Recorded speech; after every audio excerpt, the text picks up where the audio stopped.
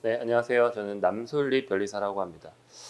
장시간 지금 들으시느라 고생이 너무 많으시고, 원래는 5시까지 정도로만 계획이 되어 있었는데, 다들 워낙 여러분께 전화하고 싶은 얘기들이 많아가지고 조금씩 늦춰졌습니다. 저는 좀 간단하게 진행하려고 하고요. 결국에는 지금 2차 종합반을 선택하는 데 있어서 여러분의 고민은 이거라고 생각합니다. 이차영 교수님은 원탑이다. 미국 갈만하다. 그러나 특상 D는 과연 어떨까? 여러분이 고민이 많으실 거라 생각하고 그 부분에 대해서 저희가 조금 더 여러분께 신뢰를 좀 드리고자 이런 자리를 만들었고 저희가 어떤 사람인지 여러분께 소개시켜 드리고자 이렇게 자리를 만든 거거든요. 그래서 저는 어떤 사람이고 여러분께 어떤 걸 제공할 수 있는지를 제가 좀 설명을 간단하게 드리려고 합니다. 그리고 그 설명에 앞서서 제가 한 가지 더 설명을 드리면은 일단 이대한 변리사님은 원래 55기로 합격하신 분인데 이 55기부터가 이제 선택 과목이 패스 논패스 바뀐 때였어요. 그래서 실질적으로 그때부터는 법 과목으로 다 붙으신 분들입니다. 그래서 그때부터 이런 법 과목의 중요성이 굉장히 높아졌던 해이고 그 법 과목을 과연 어떻게 써야지 고득점할 수 있을지에 대한 고민이 굉장히 많았던 시기입니다. 그래서 그런 고민을 바탕으로 합격하신 분이기 때문에 굉장히 그런 거에 대한 인사이트도 있으신 분이고 원래부터 저희한테도 유명하신 분이었어요. 강의 잘하기로 유명하신 분이었고 저랑 이제 우리 이슬기 변리사랑 이중업 변리사 셋은 이제 56기로 합격한 변리사들이고 이전 학원에서도 이제 뭐 제 입으로 말하긴 그렇으면 중간 세대에서는 제일 잘한다는 걸로 일단은 인정받았던 사람들이고 그래서 제가 특별히 같이 모셔오는데 좀 힘을 썼습니다. 그래서 그런 분들이고 그리고 저는 개인적으로는 이제 저도 그렇고 이중건 변리사도 그렇고 이슬기 변리사도 그렇고 각자 이제 추구하는 바가 있습니다. 다들 답안지를 작성하는 방법이나 논점을 작성하는 방법 이런 것들이 있는데 다들 공통적으로 갖고 있는 부분들이 있어요. 그리고 다들 공통적으로 고득점을 했고 그래서 그런 것들을 좀 체계화해서 여러분께 전달드리고 있습니다. 그래서 그런 체계화된 그런 방법론들을 여러분들이 배우시기를 지금 저희가 기대하고 있는 거고요. 자, 그래서 강의 설명드리면은 먼저 저는 기본 판례, 기출 사례 등으로 이루어져 있는데 일단 제 책을 먼저 설명을 드리면 제 책을 기반으로 기본 강의 설명을 드릴 건데 저는 공부를 시작한 것부터 시작하면 특허법만 거의 8년 이상을 보고 있습니다. 9년째 보고 있고 그러면서 제가 지금 보면서 불만이었던 점들이 굉장히 많았습니다. 대표적인 예로 들면은 판례가 굉장히 변형되었다. 두 번째, 각주가 없다. 그리고 각주가 있는 걸 찾아봤더니 없는 내용이더라. 근거가 부족하다. 그리고 판례를 나눠서 괜히 검토를 써놔가지고 이게 판례인지 검토인지도 모르겠는데 검토로 내가 알고 있었다. 이런 여러 가지의 내용들이 있었어요. 그리고 책들이 보통 강사 교재라고 하면은 편저라고 합니다. 편저라고 해가지고 기존에 있던 책들을 단순 변형해서 일부 목차만 변형해서 내는 경우가 굉장히 많았다. 그래서 자가 복제적인 책들이 굉장히 많았습니다. 그런 것 때문에 기존에 아무도 이제 검증하지 않았던 거예요. 이 학설이 정말 진짜 지금 있는 학설인지 옛날에 70년대 학설이었는지 이런 걸 검증하지 않고 그대로 답습되었던 학설들도 굉장히 많았다는 겁니다. 그래서 제가 이런 것들에 대해서 수험생 때부터 굉장히 불만이었어요. 저는 공부를 오래 했기 때문에 이런 것들 들여다볼 시간이 많았습니다. 그래서 이런 고민 없이 합격하시면 제일 좋은 건데 저는 그런 고민들을 하면서 이제 수험 생활을 했었고 그러다 강사가 되고 나서 이런 것들에 대한 고민이 굉장히 많았습니다. 그래서 일부러 시중 교재를 하나도 안 봤습니다. 하나도 안 보고 일부러 무조건 교과서 위주 그리고 뭐 심사 기준, 심판 편람 이런 것 그리고 논문 이런 것들만 제 나름대로 근거가 될 수 있는 것만 모아가지고 책을 작성을 했고 그리고 대표적인 그 특징으로는 판례는 일단 원문 그대로 넣었고요. 그리고 검토는 안 적었습니다. 검토는 이거는 이제 반복론적인 거라서 제가 나중에 특허 작성법에서 작성 반복론에서 설명을 드릴 내용이긴 한데 검토는 필요 없는 내용입니다. 필요 없는 내용이고 이상한 지방법원 특허법원 판례 중에 특허법원 판례 없앴고요. 특허법원 판례 중에서도 대법원에서 다루지 못하는 그런 사례가 있는 경우에만 넣었습니다. 그래서 그런 것들을 그리고 이제 답습되던 그 학설 중에서 불필요한 내용 그리고 현재 학설로서 다뤄지지 않는 부분들 다 뺐고요. 그리고 1차와 2차의 가장 큰 차이점은 뭐냐면 2차는 사례가 될 수 있는 내용만 나옵니다. 사례형 문제잖아요. 사례형 문제고 기껏해야 또 단문형 그 플러스 해봤자 단문형밖에 안 나옵니다. 그래서 사례가 될 수 있는 케이스들은 몇 개 없어요.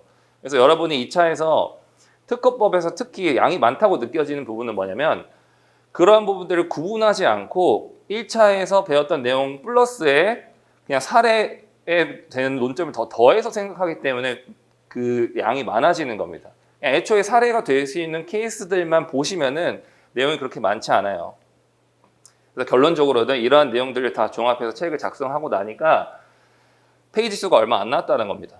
그래서 시중에 있는 그 자료들, 책들 중에서 이러한 내용들, 판례를 원문으로 다 담았음에도 불구하고 가장 컴팩트한 책이 완성이 되었다라는 거고 가장 최신의 학설, 가장 최신의 판례로만 담았다라는 거고요. 그런 책을 바탕으로 여러분께 설명을 드릴 거고 그리고 이번에 2판을 개정하면서 이제 기출문제도 다 표기를 했습니다. 그래서 근 15년간의 기출문제 다 표기하면서 여러분이 책을 보시면서 기출문제에서 어떤 논점이 이렇게 어떻게 나왔는지에 대해서 한 번씩 확인해 보실 수 있게 표기를 했습니다. 그래서 그리고 판례집 같은 경우에도 기출문제 당연히 표시했고요. 그래서 판례 보시면서 중요한 게 뭐냐면 이 판례가 나온 해당 예를 들어 2010년도에 이 판례가 나오고 이 기출문제가 언제 나왔는지도 중요하거든요. 2011년도에 나왔는지 12년도에 나왔는지 이런 것도 아는 것도 앞으로의 문제를 예상하는 데 굉장히 도움이 됩니다. 실제로 이번에도 판례 기반으로 나왔죠. 그래서 제가 예측한 판례들 중에서 많이 나왔습니다.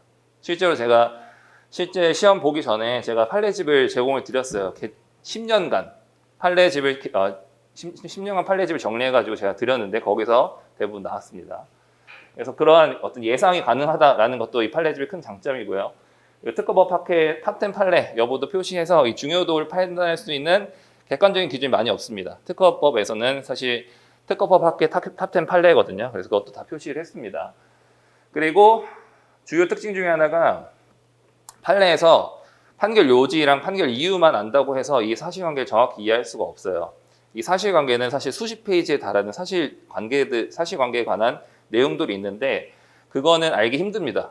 우리 입장에서 알기 힘든데 다행히도 이 사실관계에 대해서 요약해 놓은 대법원 판례 해설이라든지 대법원 판례 해설이 없다면 제가 읽어서 반 페이지 이하로 요약을 해놨습니다. 그래서 판례집 보시고서 사실관계까지 보시면은 이게 어떤 사실관계에서 이런 판례가 나왔는지 정확히 아실 수 있습니다.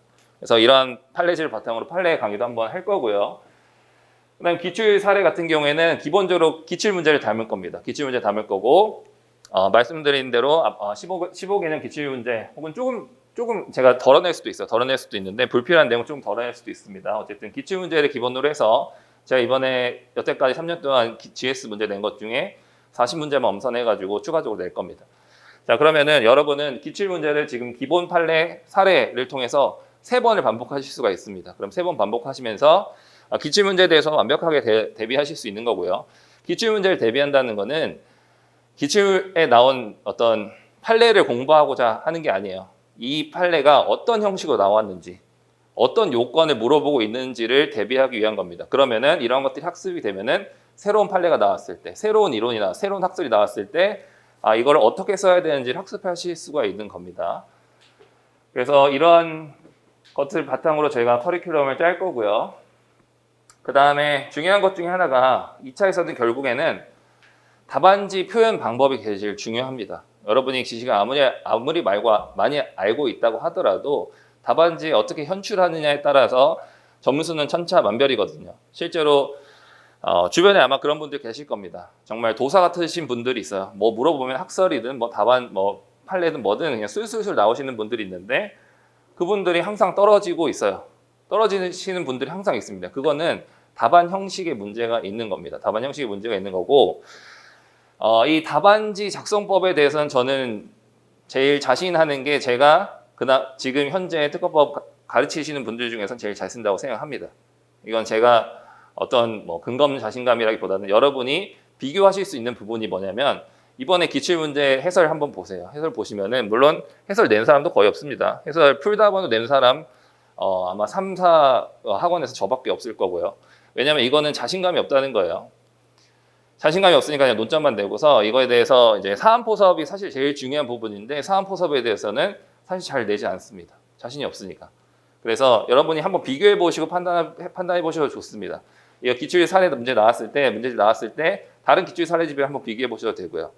저는 그 사안 포섭이랑 그리고 요건을 서술하는 방법 그리고 판례를 어디까지 서술해야 되는지 이런 부분에 대해서 굉장히 고민을 많이 하고 그거에 대해 체계적인 방법론을 여러분께 전달해 드리는 사람이기 때문에 이거에 대해서는 자신 있다라고 말씀드리고 싶습니다. 그래서 만약에 여러분이 기출 문제 뭐 이런 거 다 제끼고 그냥 이 법학적인 답안지를 어떻게 작성하는지에서 궁금하시면은 종합반 상관없이 제 수업 한 번만 들어보시면은 많은 걸 배우실 수 있을 거라고 생각을 합니다. 스케줄 보시면은 11월에 2차 기본 강의 진행할 거고요. 8회로 되게 컴팩트하게 진행할 겁니다. 그래서 판례 주소나 아니면 그 목차의 주소를 알려드리는 강의가 될 거고 8회이기 때문에 굉장히 컴팩트하게 될 겁니다. 그래서 이해가 일단 기본적으로 있는 걸 기본으로 해서 그 이해를 조금 강화시키는, 심화하는 그런 내용이라고 생각하시면 됩니다.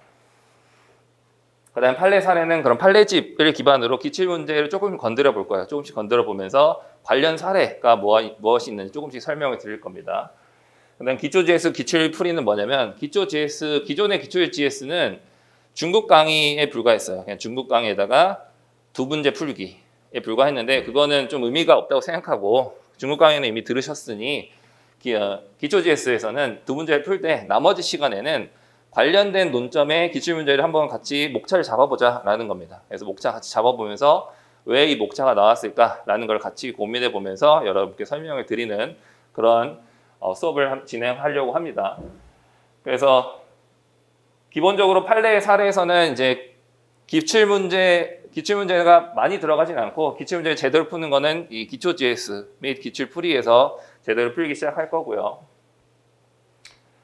그리고 실전 GS랑 콜라보 GS는 제가 이제 창작한 문제를 기반으로 이제 실전이랑 콜라보 GS 기출 문제로 기출할 겁니다.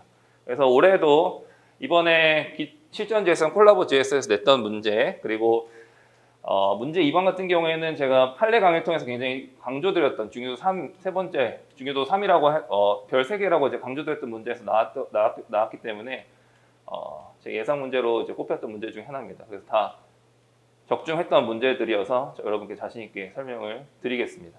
그래서 여러분이 종합반 하셨을 때 물론 가장 좋은 점이 이창훈 교수님이 있다는 거고요. 그 다음에 우리 다른 강사님들도 굉장히 실력 있는 강사님들이고 여러분께 전달드릴 수 있는 내용이 굉장히 많다라는 걸 좀 자신 있게 말씀드리면서 이만 마치도록 하겠습니다. 감사합니다.